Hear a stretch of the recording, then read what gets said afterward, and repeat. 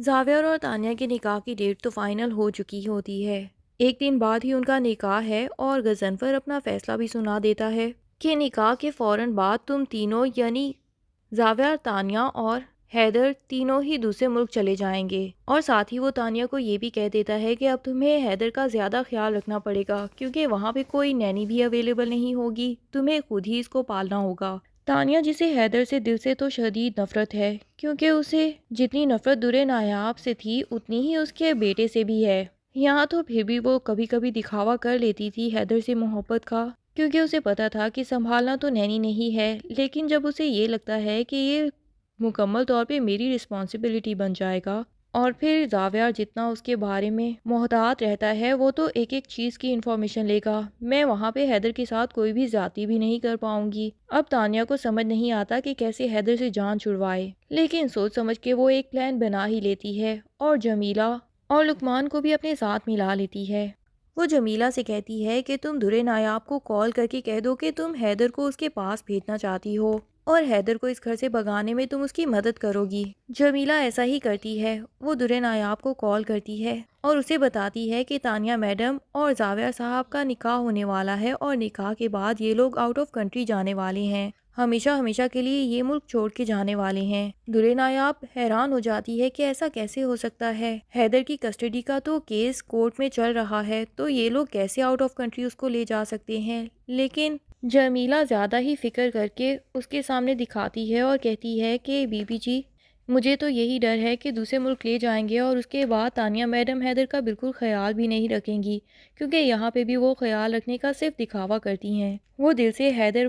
Baby سے بالکل نفرت کرتی ہیں۔ درے نایاب تو یہ بات بہت پہلے سے ہی جانتی تھی، اسے سمجھ نہیں آتا اور اس کا دل حیدر کے لیے مزید تڑپ جاتا ہے۔ وہ جمیلہ سے کہتی ہے کہ کیا تم میری مدد کر سکتی ہو؟ جمیلہ بھی کہہ دیتی ہے کہ میں تو خود بھی یہی چاہتی ہوں کہ آپ فوراً سے پہلے حیدر بیبی کو یہاں سے لے جائیں تاکہ اس کا باپ اگر اس کے ساتھ نہ بھی ہوا تو ایٹ لیسٹ وہ اپنی ماں کے ساتھ تو ہوگا۔ اب درے نایاب جنید کو ساری صورتحال سے آگاہ کرتی ہے کہ کس طرح جمیلہ اس کی مدد کرنے کے لیے تیار ہے، اور وہ جنید سے مدد کے لیے کہتی ہے کہ آپ کو ہی میرے ساتھ جانا ہوگا حیدر کو وہاں سے لینے کے لیے۔ جنید، جسے یہ سب کچھ بالکل ٹھیک نہیں لگ رہا ہوتا، وہ کہتا ہے کہ ہم لیگل طریقے سے ہی حیدر کی کسٹڈی حاصل کر لیں گے، تو آپ یہ جلد بازی کیوں کر رہی ہیں؟ لیکن درے نایاب اس کے سامنے گڑ گڑانا شروع کر دیتی ہے کہ جنید بھائی، ایسا نہ ہو کہ میرے بیٹے کو وہ یہاں سے لے جائیں اور اس کے بعد میں اس کی شکل دیکھنے کے لیے بھی ترستی رہوں ساری زندگی۔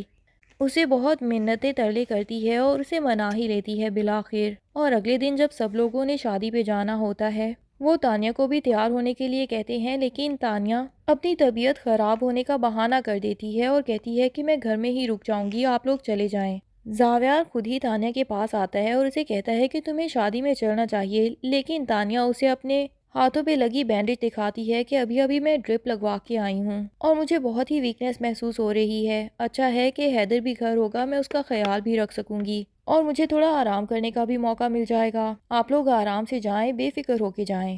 بہرحال سب لوگ شادی میں چلے جاتے ہیں اور پیچھے تانیہ جلدی جلدی اپنے پلان کو کامیاب کرنے کی کوششیں شروع کر دیتی ہے۔ سب سے پہلے تو جمیلہ درے نایاب کو کال کرتی ہے اور حیدر کو اس کے ساتھ بھجوا دیتی ہے۔ جنید اور درے نایاب یوں حیدر کو لے کے چلے جاتے ہیں۔ اس کے بعد تانیہ اپنے اگلے پلان کی کامیابی کے لیے کوششیں شروع کر دیتی ہے۔ سب سے پہلے سی سی ٹی وی کیمراز توڑوا دیتی ہے اور ساری فوٹیج وہاں سے اڑوا دیتی ہے، اس کے بعد گارڈز کو بھی بے ہوش کر دیتی ہے اور لقمان اور جمیلہ کے ساتھ ساتھ خود کے اوپر بھی زخموں کے نشان جھوٹے موٹے بنا لیتی ہے تاکہ جب سب لوگ واپس آئیں تو انہیں یہی شو کروائے کہ کوئی یہاں پہ آیا اور مار پیٹ کر کے حیدر کو بھی لے گیا۔ ہم لوگوں نے کافی کوششیں بھی کی بچانے کی، لیکن انہوں نے ہمیں اتنا مارا پیٹا کہ ہمارے اوپر زخموں کے بھی نشان ہیں۔ اب جب سب گھر والے واپس آتے ہیں تو پہلے تو باہر ہی گارڈز کو بے ہوش دیکھ کے وہ لوگ پریشان ہو جاتے ہیں۔ زاویہ فوراً سے پہلے اندر بھاگتا ہے تو تانیہ، جو کہ گلیسرین آنکھوں میں لگا کے نکلی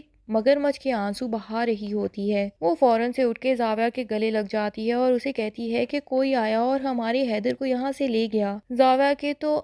ہوش ہی اڑ جاتے ہیں اور وہ کہتا ہے کہ ایسا کیسے ہو سکتا ہے، کون حیدر کو یوں گھر سے لے جانے کی جرت کر سکتا ہے، درے نایاب میں اتنی تو پاور نہیں ہے۔ تو تانیہ چاہتی بھی نہیں کہ زاویار درے نایاب کے گھر جائے اور اس کو حیدر فوراً ہی مل جائے، اسی لیے وہ جان بوجھ کے زاویار لوگوں کے سامنے یہ شو کرواتی ہے کہ حیدر کو لے جانے والی درے نایاب نہیں بلکہ ان لوگوں کا موٹیو بھی کچھ اور تھا اور وہ کوئی خطرناک لوگ تھے۔ نگار بیگم، جو کہ پورے ڈرامے میں تو کبھی حیدر سے محبت کرتی ہوئی دکھائی نہیں دی اور نہ ہی لگا کہ جیسے وہ حیدر سے دادی کے رشتے میں بھی جڑی ہوئی ہیں، بلکہ ہمیشہ یہی لگتا تھا کہ حیدر ان کے لیے صرف اور صرف درے نایاب کا بیٹا ہے، جو کہ اپنے بیٹے کا بھی لاڈلا ہونے کی وجہ سے یہ اس گھر میں برداشت کر رہی ہیں۔ ادروائز نینی اس کو سنبھالے، رلائے، کچھ بھی کرے، ان کو کوئی فکر نہیں تھی، لیکن پہلی دفعہ محسوس ہوتا ہے کہ وہ واقعی ہی حیدر کی سگی دادی ہیں۔ بڑی ہی پریشان ہو کے اور رو رو کے بے ہوش ہو کے دکھاتی ہیں کہ میرا حیدر آخر کہاں چلا گیا، اور زاویار سے کہتی ہیں کہ فوراً سے پہلے میرے حیدر کو واپس لے آؤ۔ تانیہ ان کو حوصلہ دینے کی کوشش کرتی ہے اور کہتی ہے کہ نگی آنٹی تھوڑا سا آپ تحمل سے کام کریں، حیدر واپس آ جائے گا، آپ بے فکر رہیں۔ لیکن نگار اس کو بھی شک کی نگاہ سے دیکھتی ہے اور اسے دھکا مار کے پیچھے کر دیتی ہے اور کہتی ہے تم میرے حیدر کا اتنا سا خیال نہیں رکھ پائی، پیچھے ہو جاؤ مجھ سے۔ اور ادھر غضنفر صاحب بھی تانیہ کو ہی شک کی نگاہ سے دیکھ رہے ہوتے ہیں، کیونکہ پچھلے کچھ دنوں سے وہ بھی نوٹس کر رہے تھے کہ تانیہ حیدر کا بالکل بھی خیال نہیں رکھتی، اور انہیں پہلے سے ہی تانیہ پہ تھوڑا بہت شک تو ہو ہی رہا تھا۔ اب یوں گھر سے حیدر کے غائب ہو جانے کے بعد تو ان سب کا شک ذرا پکا ہو جاتا ہے۔ زاویار تو گھر سے باہر نکل جاتا ہے کہ شاید حیدر کو یہیں تلاش کر پائے، لیکن تھک ہار کے جب واپس آتا ہے تو نگار بیگم اس سے پوچھتی ہیں کہ میرے حیدر کو ساتھ نہیں لے کے آئے، تو وہ بھی روحان سا ہو جاتا ہے اور کہتا ہے ہمیں جلد از جلد پولیس کو ہی انفارم کرنا ہوگا۔ بہرحال یہ رات بھی گزر جاتی ہے اور سب لوگ پریشانی میں سو جاتے ہیں۔ اگلے دن تانیہ اور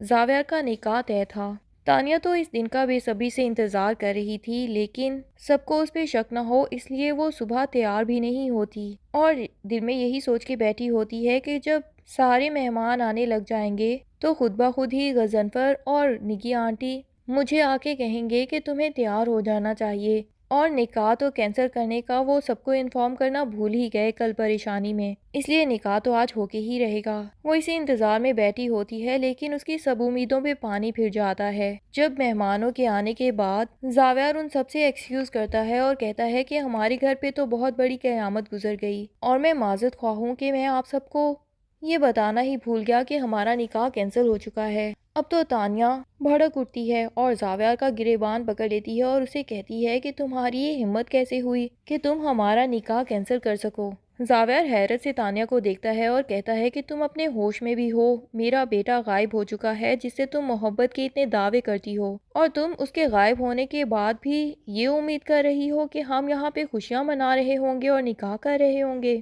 اب جا کے تانیہ کو پتا چلتا ہے کہ حیدر کو غائب کر کے تو اس نے الٹا اپنے پاؤں پہ ہی کلہاڑی مار لی۔ بہرحال جب یہ پولیس میں انفارم کریں گے تو یقیناً وہ درے نایاب کے گھر میں جا کے بھی حیدر کو ڈھونڈیں گے، تو کیا حیدر وہاں سے مل پائے گا؟ اور پھر جب پولیس انوالو ہو جائے گی تو یقیناً انویسٹیگیشن نوکروں سے بھی ہوگی، اور جمیلہ اور لقمان یقیناً پولیس کے سامنے تو ڈر کے سارے راز کھول ہی دیں گے، تب جا کے تانیہ کی اصلیت سب کے سامنے آئے گی۔